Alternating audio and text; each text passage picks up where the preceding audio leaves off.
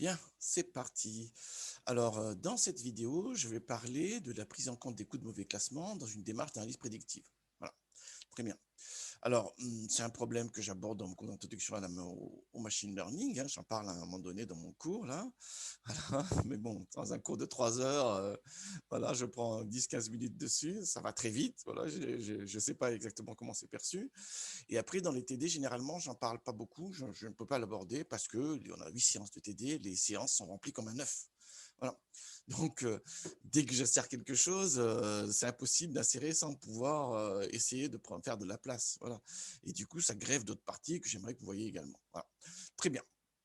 Alors, comme on est sur un nouveau schéma maintenant, où j'accompagne mes séances par des vidéos, hein, ça c'est une nouveauté, ça, que j'ai introduit cette année avec le confinement et que je vais poursuivre plus tard quand on sera plus dans le confinement. Voilà, je me suis dit, ah, il faut que j'en parle plus en détail cette fois-ci. Comme ça vous donnera, à vous, la possibilité de regarder ça aussi et pourquoi pas de faire des exercices dessus, hein. Comme il y a une vidéo qui vous accompagne, rien ne vous empêche de faire des exercices dessus par la suite, hein. C'est ça l'idée. Très bien. Alors, les problèmes de coûts de mauvais classement, en fait, on n'en parle pas beaucoup dans la littérature, hein. Si vous cherchez la documentation sur Internet, vous trouverez quantitative learning, vous en trouverez en réalité. Mais souvent, ces documents-là se répètent beaucoup et se basent sur un article d'Elkan de 2001. La plupart, hein, il y a quand même pas mal de répétitions là-dessus. Voilà. Et ça donne pas vraiment une vue générique de la problématique des coûts de mauvais classement. Voilà. Autre élément qui pose problème également, c'est qu'elle est rarement présente directement dans les outils de machine learning. C'est-à-dire que vous avez pas, vous avez, il y en a quand même, je ne dis pas qu'il n'y en a pas du tout, je dis qu'il y en a quand même, voilà, mais c'est pas souvent, voilà, que dans un algorithme machine learning, il y a un endroit où on peut rentrer une matrice de coûts une matrice de coûts de mauvais classement pour guider l'apprentissage, hein. Alors, il y a des outils qui le font quand même, hein. Il y a Tanagra qui le fait typiquement. Il y a Weka aussi, avec des algorithmes très connus comme Betacost, hein. Voilà. Il y a certains packages de R également qui le font, comme C5 par exemple, pour les arbres de décision. Voilà. Mais dans les algorithmes, dans les packages qui font référence, on ne les trouve pas souvent. On peut les trouver en fait, mais de manière détournée. De manière détournée, avec des artifices dont je parlerai tout à l'heure. Voilà. Très bien, ça c'est un premier point important.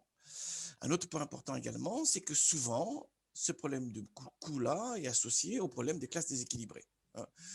Ça, c'est une question souvent qui arrive quand je parle à mes étudiants. Je leur dis, ah oui, quand on a les classes déséquilibrées, quelles sont les solutions possibles? Ils arrivent, ils me disent, ah, ben voilà, on peut utiliser les systèmes de coûts. C'est vrai, je suis tout à fait d'accord là-dessus, je ne vais pas dire le contraire, hein, on est bien d'accord. Mais le coût, les problèmes de coût ne se résument pas au traitement des classes déséquilibrées. C'est ça, hein, il n'y a pas une bijection directe entre les deux, hein, voilà. C'est que c'est une solution possible pour les classes déséquilibrées, mais le problème des coûts de mauvais classement est un problème en soi en réalité, qui arrive dans des situations qui correspondent à la vie réelle, à la mise en œuvre des méthodes de machine learning dans la vie réelle. C'est ça qui est très important. Donc, effectivement, on peut utiliser les coûts pour résoudre des problèmes de classe déséquilibrée, mais les coûts ne servent pas qu'à ça. Le traitement des coûts ne sert pas qu'à ça. Voilà. Donc, il fallait que j'en parle quand même, parce que je vais mettre le titre de la vidéo et tout ça, et ceux qui vont lire ça rapidement vont dire « Ah, il va parler des classes déséquilibrées ». Non, en réalité, hein, je vais parler du traitement des coûts. Très bien, donc je reviens là-dessus. Alors, bon, on trouve de la documentation sur Internet, j'avais dit, voilà, très bien. Bon, en réalité, les solutions souvent sont issues d'un article de Elkin de 2001 et parmi les références qui me paraissent relativement intéressantes, il y a la documentation du package MLR qu'on peut trouver ici, hein, voilà. Donc, c'est assez bien fait, hein, voilà, il y a plein d'éléments et il y a plein de thèmes qu'il aborde ici, hein. Voilà, il y a plein de thèmes qui sont abordés. Et parmi les thèmes abordés, il y a le problème des coûts, donc de mauvais classement en classification supervisée. Classification en anglais, c'est classement en français ou classification supervisée. Très bien. Alors, allons-y. Du coup, quelles sont les différentes solutions? Justement, il les met ici, hein. Déjà, il décrit le problème. Ensuite, il dit ben, qu'est-ce qui se passe quand on est dans le cadre binaire, qui est un cas particulier. Voilà. Donc, c'est là qu'il met en avant deux solutions, la modification du seuil ou bien la repondération des individus. Donc, si on est sur un algorithme de machine learning qui ne tient pas compte des coûts, on peut quand même introduire ce mécanisme-là en utilisant donc la repondération des individus, ou bien en utilisant des systèmes de surapprentissage, suréchantillonnage ou sous-échantillonnage pour équilibrer les classes, hein. J'avais fait une vidéo sur les classes déséquilibrées, j'avais montré que changer les proportions des classes donc de manière artificielle via les pondérations, c'est à peu près la même chose que de changer le seuil d'affectation dans une classification binaire, dans une classification supervisée binaire. Très bien là-dessus. Quand on est dans multiclasse, c'est moins évident que ça. Alors, ils en parlent quand même, mais ils disent bien qu'en réalité, ces mécanismes de seuil ou de repondération, en réalité, elles marchent bien que si la matrice a une forme qui est particulière. Voilà ce qui est expliqué ici. Voilà. Or, nous, non. Nous, on veut une solution qui marche, quelle que soit la forme de la matrice de coût. Voilà, quelle que soit la forme de la matrice de coût. Très bien. Alors, 2 secondes sur la matrice de coût. Généralement, là, ici, là c'est une matrice de coût justement où on a 2 classes, mauvais et good. Voilà. Très bien. Et généralement, quand on prédit bien, on met le coût 0. C'est plutôt la pratique. Mais ce n'est pas une obligation. On peut avoir, quand on classe correctement, voilà, on peut avoir un coût qui est négatif, c'est-à-dire un gain, hein. Donc là, c'est la matrice de coût de mauvais classement. Là, les 2 classes, admettons que bad, c'est les positifs, hein, pour simplifier. Voilà. Quand je classe bad et que la vraie classe d'appartenance c'est bad, bah, le coût est 0. Voilà. Mais on pourrait avoir un coût négatif, un gain. Voilà. Quand je classe good et que la vraie classe d'appartenance est bad, le coût est 5. Hein, donc ça pèse 5. Alors qu'est-ce que c'est que le 5? Ça peut être des euros, ça peut être des heures de travail, ça peut être ainsi de suite. Voilà. Ça aussi, je le dis en cours, hein, je le dis très très largement en cours, c'est que c'est pas à nous de fixer cette matrice-là. C'est une donnée métier, hein. La matrice de coût de mauvais classement est une donnée métier, hein. Nous, on nous la donne et à partir de là, on peut faire des calculs. D'une part, pour calculer donc, la performance des classifieurs, qu'on verra tout à l'heure, et l'autre élément important, pour guider l'apprentissage pour qu'on ait vers la minimisation du coût de mauvais classement, du coût moyen de mauvais classement, du classifieur. Voilà. Donc, cette matrice-là, c'est une donnée pour nous, hein. C'est le métier qui le donne. L'unité, je ne sais pas, ça peut être des euros, ça peut être des heures de travail, ça peut être des jours de congé, ça peut être des jours de maladie, je ne sais pas ce que c'est. Voilà. En tous les cas, on me la donne et moi, je sais l'utiliser. Mais ce n'est pas à nous. C'est pas à nous de l'inventer, cette matrice-là, hein, parce que ça nous arrange. On est bien d'accord là-dessus. Très bien. Alors, ça, j'en parle dans mon cours, j'avais dit, je sais pas, 10-15 minutes là-dessus, on ne faisait pas de TD là-dessus, voilà, et généralement, je la sortais une année sur 3 à l'examen pour voir à peu près comment vous voyez ça, hein, voilà, très bien. Mais bon, cette fois-ci, je fais une vidéo, donc il n'y a plus d'excuses possibles, hein, parce que vous me dites, oulala, vous en avez parlé 15 minutes pendant 3 heures sur un CM de 3 heures, et paf, vous sortez à l'examen. Bah oui, si je l'ai dit, je peux sortir à l'examen. Mais bon, là, pour le coup, avec ces systèmes de vidéos, qui je trouve très intéressants, vraiment, c'est un excellent accompagnement pédagogique pour les cours. Voilà, maintenant, vous n'avez plus d'excuses. Très bien. Alors, autre élément, donc, il y a différentes méthodes, j'avais dit, et en réalité, nous, on va se focaliser sur une méthode très simple. C'est que on va corriger le processus d'affectation. Voilà. Ça également, j'avais dit en cours, hein, c'est que généralement, on a des méthodes qui fournissent donc la probabilité d'appartenance aux classes, hein, le P de Y sachant X, hein, rappelez-vous de ça. Et l'idée, c'est que dans un problème à 2 classes, on prend le maximum de 2 pour affecter à la classe, hein, pour affecter la conclusion. Voilà. Très bien, pour faire la prédiction. Voilà. Très bien. Quand on est à multiclasse, ça se généralise très facilement. On prend celui qui présente la probabilité la plus élevée, tout simplement. Ça, c'est un schéma simple, en fait, qui minimise l'erreur d'affectation. Nous, ce qu'on veut maintenant, c'est minimiser le coût d'affectation. Voilà. Et donc, c'est ce mécanisme d'affectation aux classes via les probabilités d'appartenance aux classes, en fait, qu'on va corriger avec la matrice de coût. C'est ça l'idée, hein. C'est ça l'idée qu'on va mettre en place ici. Voilà. Alors ça, j'en parle dans un livre que j'ai écrit il y a une dizaine d'années sur la régression logistique. Voilà. Mais bon, c'est dans le cadre de la régression logistique ici, mais elle s'applique dans tous les cas où la méthode sait fournir des probabilités, donc les probabilités d'affectation aux classes, ce qui est le cas des méthodes qu'on voit ensemble, pour ceux pour qui j'ai en cours en tous les cas. Très bien. Alors ça, j'en parle ici justement à la page, la section vers la fin là, c'est que je parle des problèmes de redressement. Il est où là? Voilà. Ici, les problèmes donc de la modification de la règle d'affectation quand les échantillons ne sont pas représentatifs. Ça, c'est un premier point sur lequel on doit faire des corrections, on doit faire du redressement, si vous voulez. Et l'autre élément important, c'est qu'on veut prendre en compte des coûts de mauvais classement. Voilà. Donc, la partie théorique, là, vous le trouverez dans ce support-ci. Hein, c'est un livre sur les régressions logistiques que vous trouverez en ligne. J'ai mis l'URL là. Voilà. Et si on regarde 2 secondes, en réalité, c'est ce que je vais expliquer aujourd'hui. Hein. Voilà. Sauf qu'aujourd'hui, je vais aller un peu plus vite. Hein. Bien sûr, une vidéo, il ne faut pas que ça traîne trop, parce que généralement, vous endormez devant aussi, j'imagine, hein, je ne sais pas. Très bien. Voilà. Donc, et là, justement, on va regarder, hein, j'ai une matrice de coûts où sur la diagonale, je n'ai pas la valeur 0. Hein. Il y a un endroit où j'ai un coût qui est négatif. Voilà, ainsi de suite. Donc, j'explique toutes les formules avec les évaluations, ainsi de suite. Voilà. Ça, c'est une première référence importante. Donc, c'est ce livre-ci. Hein. Voilà. Et l'autre référence qui peut être importante également, c'est tac, ce tutoriel-ci. Alors, c'est un vieux tutoriel, hein. Je ressors tous mes vieux tutoriels, c'est très bien, parce que ces tutoriels-là, en fait, servent de support pour préparer mes fiches de TD, généralement. Hein. C'est à ça qu'elles servent, ces tutoriels-là. Et sauf que je change les données, et généralement, je change les outils. Il ne faut pas que ce soit une séance de copier-coller, hein. Absolument pas. Hein. Très bien. Ça, c'est la pire des choses qui puissent arriver en TD, c'est que vous copiez sans comprendre. Donc, c'est pour ça que généralement, j'utilise des outils différents, ainsi de suite. Très bien. Et justement, dans cette vidéo-ci, je vais le faire sous R. Pourquoi? Parce que notre TD, on le fait sous Python. Donc, comme je ne veux pas que la séance soit une séance de copier-coller encore une fois, donc je vais faire tout le tutoriel sous R. Voilà. Et après, bah, vous pourrez travailler sous Python avec un autre jeu de données également. Bien sûr, hein, bien sûr. Très bien.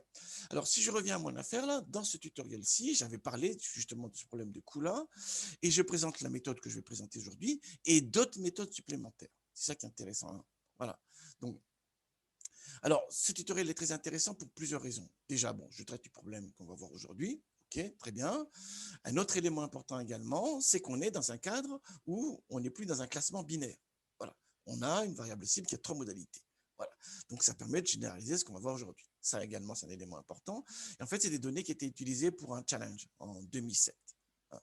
2007, voilà.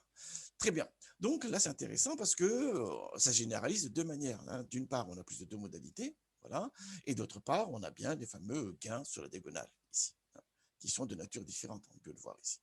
Très bien. Très bien, voilà. Et l'autre élément important, c'est que je parle également d'autres méthodes. Hein. Donc, j'utilise différents outils ici, on peut le voir. Hein. Et j'utilise ici Tanagra, Weka, et j'ai monté l'implémentation sous R, que j'ai un peu repris aujourd'hui. Voilà. Et ce que je vais voir, c'est que dans Weka, vous regarderez, vous, par la suite, c'est qu'il y a des méthodes de prise en compte des coûts, et entre autres, il y a des méthodes comme MetaCost. Voilà, qui est une méthode générique pour la prise en compte des coûts. Très bien. Allons-y alors. Avant de commencer le tuto, quelles données on va utiliser? Comme d'habitude, il faut qu'on parle des données. Alors, les données qu'on va utiliser, c'est les données de cancer du sein. Donc, l'idée, c'est qu'on fait des prélèvements de cellules et on veut savoir si les cellules correspondent à une tumeur maligne ou bénigne. Voilà. Donc, il y a 699 individus. Il y a la variable cible qui est binaire, soit la tumeur est malignante, soit bénigne, et il y a une série de variables prédictives. Pour rendre le tuto plus parlant, j'ai enlevé quelques variables, parce que sinon, on a quasiment une précision, enfin, on a souvent, en fait, un accuracy de près de 100%, ou un taux de rapproche de 0. Voilà, donc c'est pas cool pour le coup là. Donc du coup, j'ai un peu enlevé les variables, voilà, pour qu'on ait des résultats qui soient comparables et qu'on ait des vraies modifications, que le tutoriel soit parlant. C'est ça l'idée. Hein. Donc les données sont là. Hein. Je montre très rapidement. Voilà, donc la variable cible, c'est classe, c'est la classe d'appartenance, bénigne et malignante. Et comme donc la modalité donc positive pour moi, ce sera malignante, j'ai mis un underscore. Parce que quand on cherche where, quand on forme en type factor une variable, hein, une colonne, voilà, il met par ordre alphabétique les modalités. Voilà. Et comme je veux que le positif apparaisse en première position, voilà, j'ai mis malignante et j'ai mis un underscore devant. Comme ça, quand on les trie par ordre alphabétique, c'est malignante qui apparaît en premier. C'est une astuce, tout simplement. Voilà. Et là, donc, c'est les 3 variables prédictives qui sont les caractéristiques des cellules, pour pouvoir prédire la classe d'appartenance des cellules. Très bien. Alors, dernier point. Donc, les données proviennent de là, hein, sur le site UCI. C'est une des références. Avant que Kaggle rafle tout, c'était le site de référence. Il doit être encore de référence. Enfin, c'est un outil qui. Ce site-là est un dépôt qui reste encore très intéressant aujourd'hui. Très bien. Alors, dernier élément, avant de commencer réellement, c'est que ce que je fais aujourd'hui, donc, est en appui du cours que je fais, hein, d'introduction à l'apprentissage supervisé. Hein. Donc, les étudiants que j'ai en cours voient très bien ce que c'est là. Et justement, ce qu'on va voir là, c'est ce qu'il y a à la page 10 déjà. Hein, la matrice de confusion, je le restreins au cadre binaire. Et après, on le généralise au cadre plus de 2 modalités en TD. Voilà, avec les différents indicateurs qu'on va calculer tout à l'heure. Et l'autre élément important également, c'est ici que je parle des fameux coups de mauvaise affectation. Hein, voilà. Voilà. Très bien. Je passe, voilà, mais bon, c'est noyé dans un discours qui est extrêmement long. Voilà. Très bien. L'intérêt de la vidéo, encore une fois, c'est de pouvoir revenir ici en détail et de montrer la mise en œuvre sur des outils. Tant qu'à faire. Bon. Allons-y alors. Une fois que c'est bon, ça, du coup, paf, j'ai préparé déjà le notebook sous R. Donc, je suis allé dans RStudio, j'ai créé un nouveau notebook. Hein, donc, j'ai fait plein de vidéos là-dessus, je ne vais pas revenir là-dessus. Hein, on est d'accord. Et j'ai mis déjà les différentes étapes. Voilà, comme ça, on pourra les commenter directement ensemble. C'est ça l'idée. Hein. Donc, ici, première étape, je charge les fichiers. Hein, bien sûr, hein, ça commence toujours comme ça. Dans tout projet de machine learning, il y a toujours un chargement de données quelque part. Soit on fait un accès dans le cloud, soit ainsi de suite. Mais forcément, il y a toujours cet aspect-là. Donc, qu'est-ce qui se passe ici? Je change de dossier par défaut. Voilà. Et avec la librairie XLSX, je charge du fichier la première feuille. Il n'y a qu'une feuille de toute manière dans ce classeur-là. Très bien. Et j'affiche les caractéristiques des données. Voilà. Je lance tout ça, il n'y a pas de problème là-dessus. Et voilà, donc il y a 699 observations avec 4 variables. Il y a 3 variables que je vais utiliser comme prédictives et la variable classe qui est la variable cible. Pour l'instant, pour lui, classe, c'est une chaîne, c'est un vecteur de chaîne de caractères. C'est un CHR ici pour caractère. Très bien. Moi, ça ne m'arrange pas. J'ai besoin de lui dire que c'est une variable qualitative. Hein. C'est un factor en type R, en réalité. Une variable qualitative à 2 modalités. Voilà. Donc, c'est pour ça que je fais la transformation qui est explicite ici, où la variable classe du data frame D, que j'ai chargé ici, là, voilà, je le mets en anti-factor et je le réaffecte dans classe. Ça l'écrase, si vous voulez. Allons-y, qu'est-ce que ça donne? On a bien ce résultat-là, les 3 variables explicatives qu'on va utiliser par la suite, et la variable classe maintenant qui est reconnue comme un type factor. Très important, hein, avec 2 modalités, malignante et bénigne. Et comme il est tri par ordre alphabétique, malignante est bien en première position. Voilà. Et on sera raccord à notre support de cours où on met les positifs en première position et les négatifs en deuxième position. C'est très important ça, parce que sinon, si on ne respecte pas ce formalisme-là, on n'est pas obligé en fait, hein, mais en tous les cas, il faut tenir compte de ces positions-là pour pouvoir calculer correctement. Le taux d'erreur, il n'y aura jamais de problème, parce que même si on change de place, il n'y a pas de souci. Mais en tout cas, la sensibilité, c'est bien par rapport à la modalité positive de la variable cible. Et pareil également pour la précision. Voilà. C'est pour ça que j'ai fait ce petit micmac entre guillemets. Très bien. Une fois qu'on a fait ça, maintenant également, c'est une rengaine, hein, donc on ne va pas revenir des fois là-dessus. Qu'est-ce qui se passe? Je vais scinder mes données en échantillons d'apprentissage et de test, comme d'habitude. Hein. Donc là, je fixe la première valeur, donc la valeur de départ du générateur de nombre aléatoire. Je mets 2021 parce qu'on est en 2021, c'est aussi bête que ça. Voilà. Et je vais tirer un vecteur d'index. Voilà. Ensuite, avec ce vecteur d'index-là, je vais indexer ici la base initiale pour récupérer les données d'apprentissage. Et avec ce vecteur d'index-là, que je passe en négatif, cette fois-ci, donc je vais exclure les données de D pour les mettre dans l'échantillon test. Et on aura bien ici les bons effectifs. Vérifions ça. Allons-y. Il me dit effectivement que dans Trail, maintenant, il y a 399 et dans Test, il y en a 300. Alors, 2 secondes, hein, vérifions. Qu'est-ce qui se passe dans un nROD? Alors, nROD, déjà, c'est quoi? nROD, c'est le nombre de lignes de la base, donc du data frame. Très bien. 1 jusqu'à nROD, ça crée en fait un vecteur, un vecteur de numéros qui va de 1 jusqu'à 699. Ensuite, le sample là, il va piocher dans ce vecteur-là 399 valeurs. Donc, dans ID train,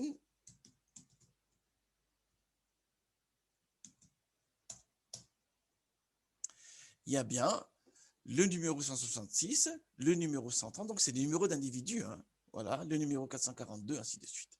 Et donc, j'indexe D avec ce vecteur-là pour récupérer, avec ces numéros-là, hein, ceux qui sont en apprentissage.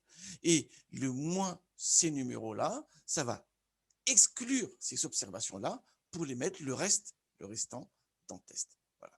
Donc, on a deux ici lignes de commande qui semblent similaires, mais le moins là, il est fondamental. Le moins est fondamental. Et quand on vérifie les dimensions après, on a bien 399 ici en apprentissage et 300 en test. Très bien. Alors, pour faire l'évaluation, je vais calculer une série d'indicateurs. La matrice de confusion qui confronte les classes observées sur un jeu de données et les classes prédites sur le même jeu de données. Et encore une fois, j'avais dit, il faut qu'on précise quelle est la modalité cible pour qu'il calcule correctement la sensibilité et la précision. Donc, voilà, post-label qui est là. Qu'est-ce qui se passe dans cette fonction-là? On calcule la matrice de confusion. Ensuite, on en déduit les différents indicateurs. Et les formules, elles sont dans le cours. D'accord, hein. Ça, on va en manger de ça, hein. Donc il n'y a pas de souci là-dessus, hein. Mais je veux absolument qu'on maîtrise ces concepts-là. Ça, c'est très, très, très important. Alors, on n'est pas obligé d'écrire une fonction. Dans Python, il y a des outils pour le faire dans scikit-learn qui le fait directement pour nous, hein. Mais quand même, savoir le faire au moins une fois pour pouvoir au moins voir si on a bien intégré les formules, c'est toujours important. Donc moi, ici, je suis passé par une fonction R, tout simplement, hein. Voilà. Pas de possibilité, il n'y a pas de difficulté rédhibitoire là, et le post-label est bien utilisé pour le calcul de la sensibilité et pour le calcul de la précision, hein, parce que c'est relatif à cette classe-là, à la classe, donc à la classe positive, à la classe cible. Très bien, donc j'ai fait une petite fonction, pourquoi? Parce que je veux pouvoir le réutiliser à plusieurs reprises par la suite. On ne va pas faire du copier-coller de code, on est bien d'accord là-dessus, hein. Ça, c'est le côté informaticien qui se réveille d'un coup là. Non, non, on ne fait pas de copier-coller de code, hein. Très bien, donc on écrit des fonctions quand on a du code qu'on veut réutiliser plusieurs fois. Alors, première étape maintenant, une fois qu'on a tous les outils disponibles pour faire l'apprentissage et l'évaluation et les mesures de performance sur l'échantillon test, voilà, on peut lancer les outils. Les algorithmes de machine learning. Donc là, qu'est-ce qui se passe? Je vais lancer d'abord l'analyse discriminante, je prends la librairie masse. Ici, quand je lance la méthode, la fonction LDA pour l'analyse discriminante linéaire, classe est la variable cible que je vais essayer de prédire en fonction de, tout le rôle du tilde là, voilà, de toutes les autres variables. C'est le rôle du point. Si on veut spécifier la liste de variables, on met les noms des variables, plus le nom de la première variable, plus le nom de la deuxième variable, plus ainsi de suite. Voilà. Et les données sur lesquelles je vais travailler, c'est les données d'apprentissage. Voilà. Très bien. Alors, bon, la présentation de l'analyse discriminante sous R ne correspond pas à ce qu'on a fait en cours, hein. Nous, notre TD, on le fait sous Python généralement, voilà, et il sort bien les coefficients de la fonction de classement. Là, on a des fonctions, en fait, qui sont les coefficients des fonctions, en fait, comment je dirais ça, de fonctions factorielles, hein, de l'axe factoriel, en fait, qui discrimine les classes, hein. Il est plus basé sur un schéma, en fait, d'analyse factorielle, en fait, analyse factorielle discriminant, hein. Très bien. Donc, ces résultats-là, pour nous, en tous les cas, bon, ça ne nous intéresse pas. Sous Python, on n'aura pas ça. Sous Python, on aura bien les coefficients des fonctions de classement. Et dans le cas de binaire, on a directement les coefficients de la fonction score. Très bien.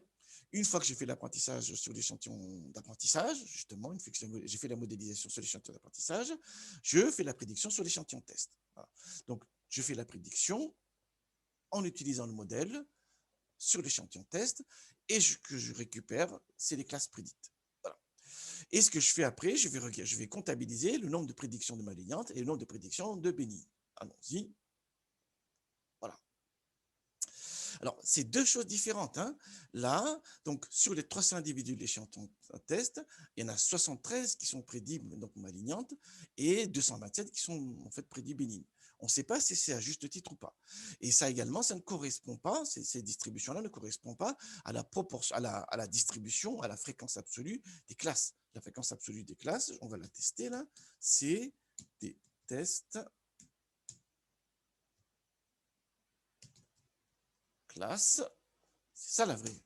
Voilà, on est d'accord, hein, c'est pas les mêmes chiffres. Ça, c'est les marges à ligne là-bas au bout de la matrice de confusion. Et ça, les valeurs qui sont là, c'est les marges au bout de la colonne. On est bien d'accord là-dessus. Donc, dans l'échantillon test, il y a 97 individus qui sont malignantes. Et avec le modèle, il y en a 73 qui sont prédits malignantes. On ne sait pas, encore une fois, si c'est à juste titre ou pas.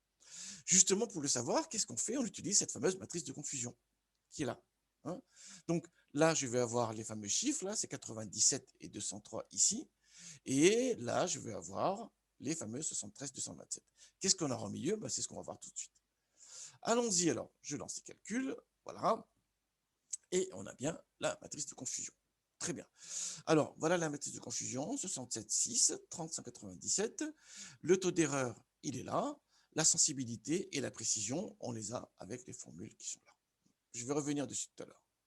Ah, et d'ailleurs, j'ai oublié de préparer. C'est ce que je vais faire tout de suite. Alors, vous me permettez 2 secondes. Je n'avais pas prévu ça. Très bien, hop là, j'ouvre ça. Et en fait, j'avais préparé des petits slides pour détailler tous les calculs. Donc, ce serait dommage de ne pas les utiliser, hein. Alors, j'ouvre, voilà, avec mon outil, et voilà. Très bien. Donc, on a bien ici la matrice de confusion. Voilà, hein, on a bien la matrice de confusion là. Donc, j'agrandis ça un peu pour que tout le monde voit bien. Voilà la fameuse matrice de confusion, hein, 67, 6, 130 et 197.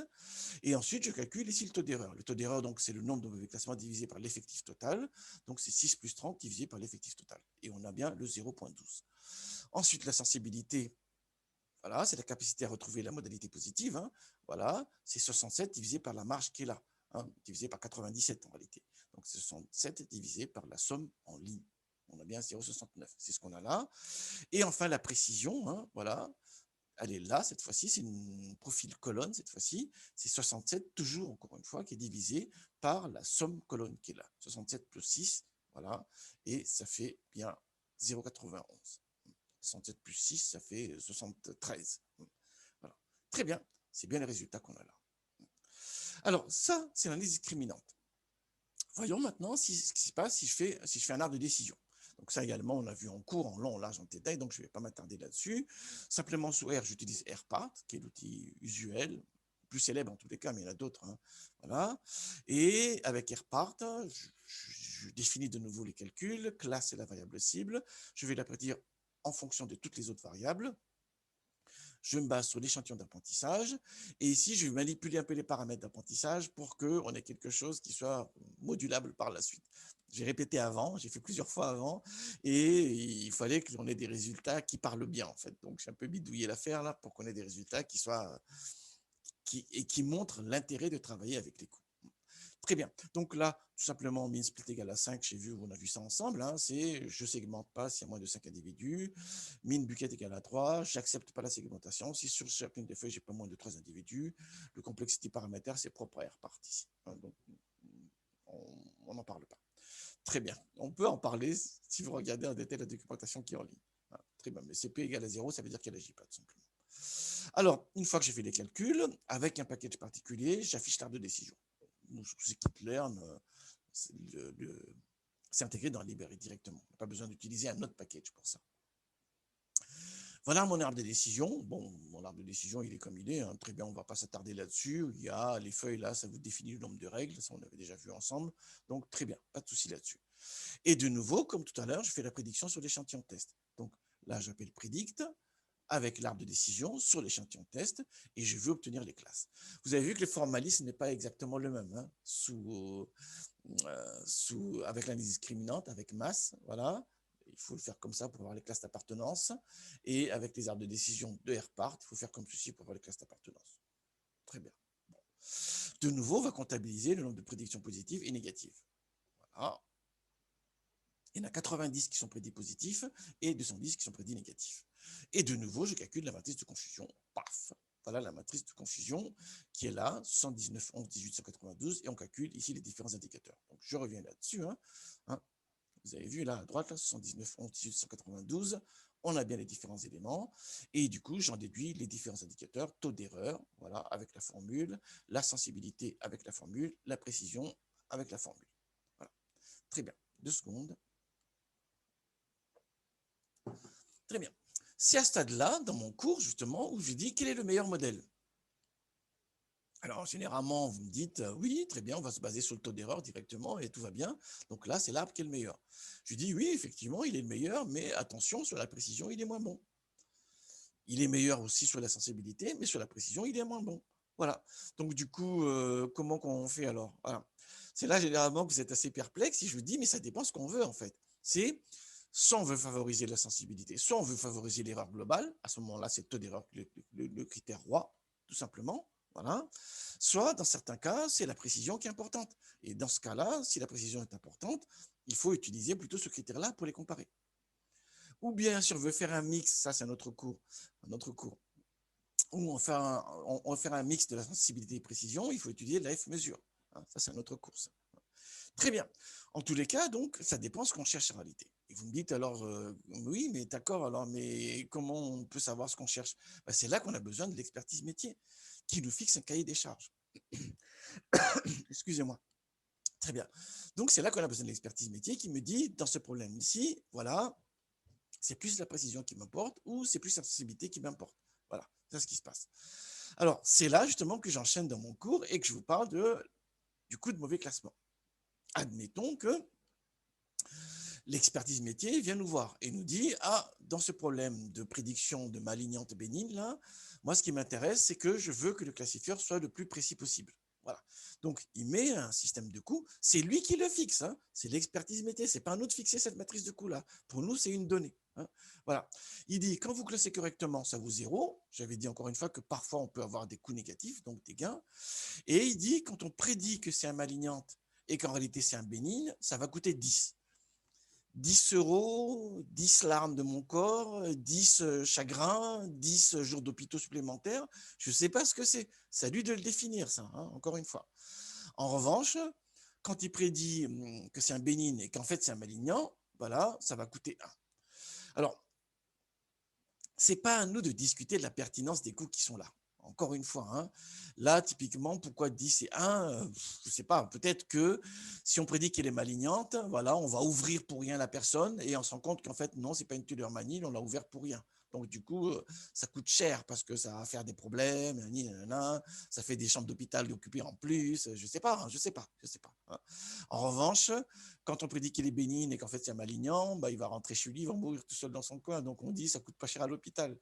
Peut-être, hein, peut-être. Hein. Vous voyez très bien que c'est très délicat à discuter ce genre de choses.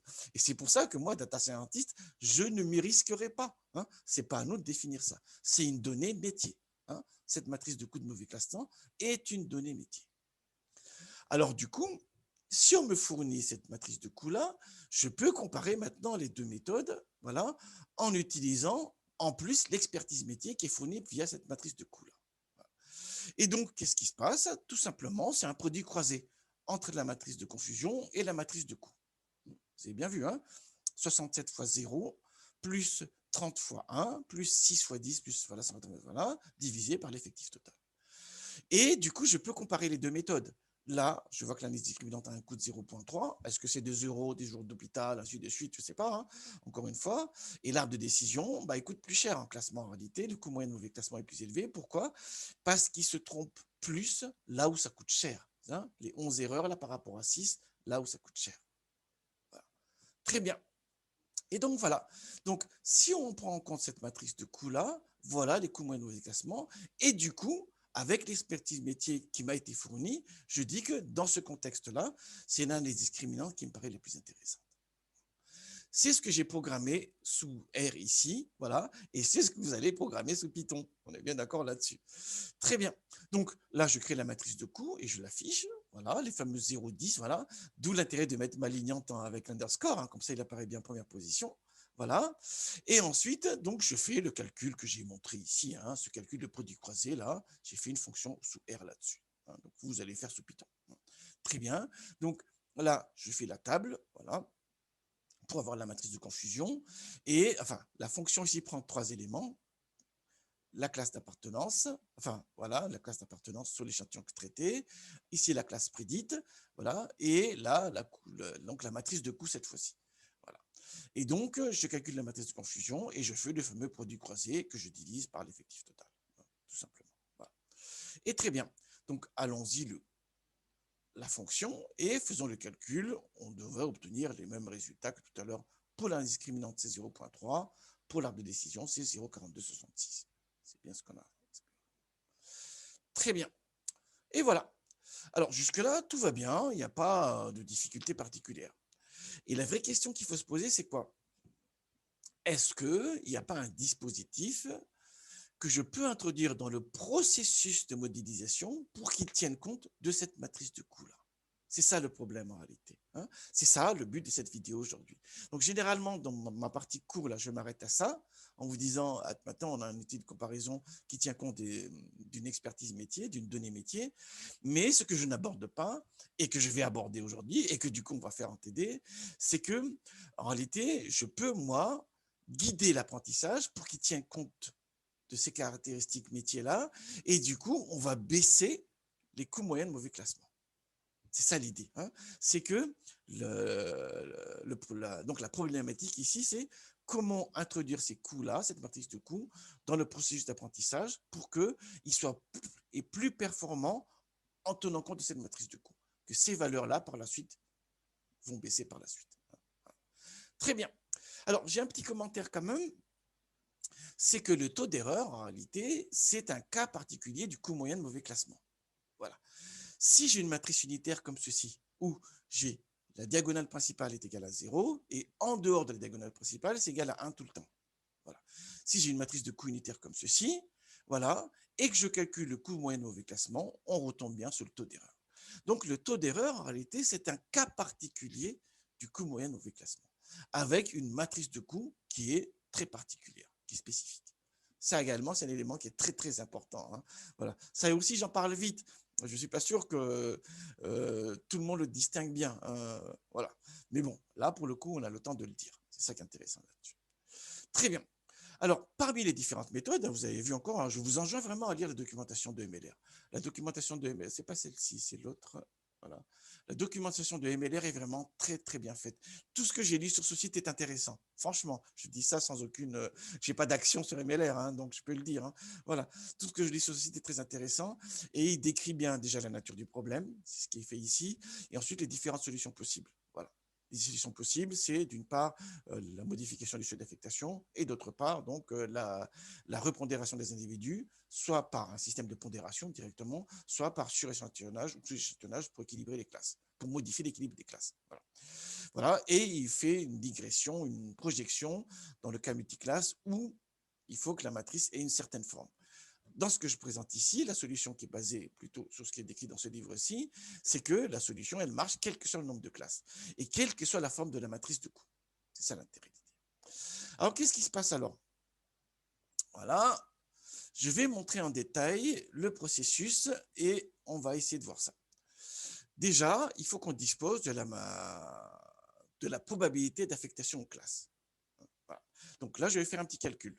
Voilà, donc je vais calculer, je refais prédict avec l'analyse discriminante sur l'échantillon test, voilà. Et au lieu de récupérer les classes d'appartenance, cette fois-ci, c'est les probabilités d'appartenance que je vais récupérer. J'affiche les premières valeurs pour qu'on sache ce que c'est. Voilà. Donc ici, pour le premier individu de l'échantillon test, voilà, la prédiction, donc la probabilité d'appartenir à ma lignante, c'est 0,014 et la probabilité donc ici d'appartenir à la modalité bénigne pour le premier individu de l'échantillon test, hein, c'est 0,986, ainsi de suite. Voilà. Donc, la plupart des systèmes d'apprentissage supervisés sont capables de fournir ces données-là sur la prédiction. Voilà. Donc, si on se base sur la règle simple, la règle visuelle qui vise à minimiser l'erreur, on prend le maximum des probabilités. J'avais expliqué ça en cours. Voilà. Et ce qu'on va essayer de faire maintenant, c'est que ce mécanisme-là, on va le modifier pour tenir compte de la matrice de coût. Alors tout ça, encore une fois, je l'ai détaillé ici. Regardez. Donc on va prendre l'individu numéro 55. On verra tout à l'heure en détail sous R. Et sur le individu numéro 55, quand je calcule les probabilités d'appartenance aux classes, voilà, la probabilité d'être positif, c'est 0,586 et la probabilité d'être négatif, c'est 0,414. Voilà. Si j'applique la règle simple, hein, voilà, qui minimise l'erreur, encore une fois, c'est je regarde le maximum des probabilités et j'affecte à la modalité qui maximise la probabilité. Voilà. Dans le cadre binaire, comme la somme des probas fait 1, voilà, tout simplement, je peux modifier cette règle-là, c'est totalement équivalent, d'où le fameux seuil de 0,5 qu'on a vu par ailleurs dans différents contextes. Voilà. Ça, c'est la règle visuelle. Hein, ça, c'est la règle visuelle. Sauf que cette fois-ci, on a une matrice de coût. Donc, cette matrice de coût-là, voilà, cette matrice de coût-là, comment je vais l'insérer dans ce processus-là? C'est ça l'idée, en fait. Hein, voilà. Et l'idée, c'est qu'on va prendre la prédiction qui minimise le coût d'affectation. C'est ça l'idée. C'est ça le schéma. Maintenant, on va voir qu'est-ce que ça veut dire. Un exemple, c'est toujours mieux qu'un long discours. Regardez. Donc ça, c'est pour l'individu numéro 55. Ça, c'est les probas d'appartenance aux classes. Voilà. Et le max, c'est 0,586. Donc, si on se base sur le schéma usuel, on prédirait donc positif. D'accord. Maintenant, regardez. J'ai une matrice de coûts. Si je prédis positif, le coût moyen correspondant sera tout simplement un produit entre ces deux vecteurs-là. Voilà, c'est ce qu'on a là. Et du coup, le coût moyen serait égal à 0,414. Enfin, 4,14 pour le coup. 4,14. Très bien. Ça, c'est un premier élément. Si je prédis négatif cette fois-ci, le coût moyen, je fais le calcul avec le produit des vecteurs là et le produit du vecteur colonne qui est là. Voilà. Et le coût moyen donc d'affectation en négatif, cette fois-ci, sera de 0,586. Donc, la prédiction la moins coûteuse, cette fois-ci, en tenant compte de la matrice de coût, c'est la prédiction négative. C'est ça qui est important. Donc, j'utilise bien les probabilités d'affectation. Sauf qu'au lieu de prendre bêtement le maximum, j'utilise ici la matrice de coût et je regarde quelle est la prédiction la moins coûteuse. Et pour ce faire, c'est très simple, je calcule les coûts donc pour chaque prédiction, je les compare et je prends celui qui correspond en fait, au minimum, tout simplement. Et là, dans mon exemple-ci, du coup, la bonne prédiction en tenant compte de la matrice de coût, ce n'est plus bénigne, c'est malignante en réalité. C'est plus malignante. Malignante, c'est positif. Hein, c'est bénigne en réalité. Hein, c'est la classe négative. Parce que 0,586 est plus petit que 4,14. C'est ça l'idée. Très bien, voyons tout ça. Donc, j'affiche les probas pour l'individu numéro 55. Voilà les probas qu'on a vus tout à l'heure sur le slide. Hein. Voilà. Et je calcule le coût moyen de prédiction pour malignante, c'est le fameux 4,14, et le coût de prédiction pour bénigne, 0,586. Et du coup, donc, il faut que je tienne compte de ça maintenant pour faire la prédiction. Donc, j'ai écrit une fonction pour ça.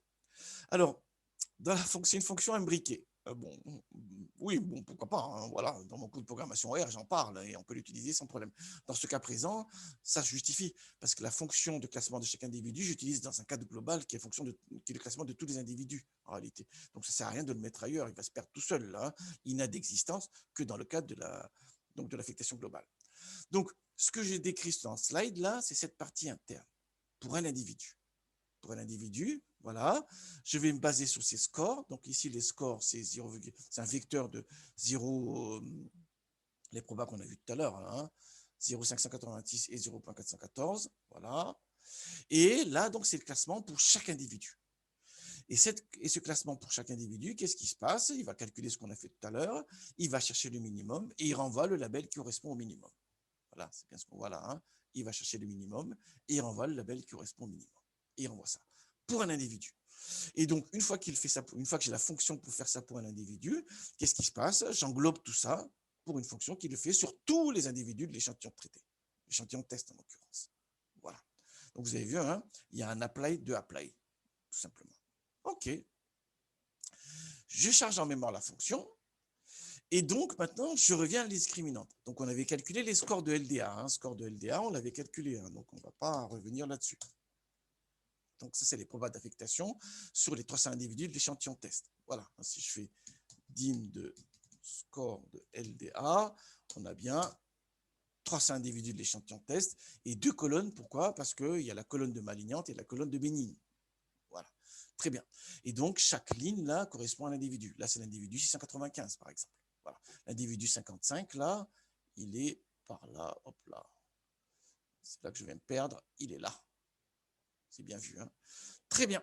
Donc, je calcule, voilà, et donc j'applique ma fonction qui est là, avec cette matrice de score calculée sur l'échantillon test, avec la fonction prédict qu'on avait mis tout à l'heure ici. Hein. Là, donc ça ne tombe pas du ciel, hein, on est bien d'accord là-dessus. Voilà. Et je lui passe en paramètre le costmat. Costmat, là, c'est la matrice de coût que j'avais calculée au préalable, que j'avais construite au préalable. Costmat. Vous avez bien vu, hein? Très bien. Et là, je lui envoie la liste des modalités. Hein, il faut bien qu'à la liste des modalités, il faut que je sache qu'il y a 2 modalités sur la variable cible. Il y en a une, c'est malignante, et l'autre, c'est bénigne. Voilà. Très bien. Donc, allons-y. Voilà.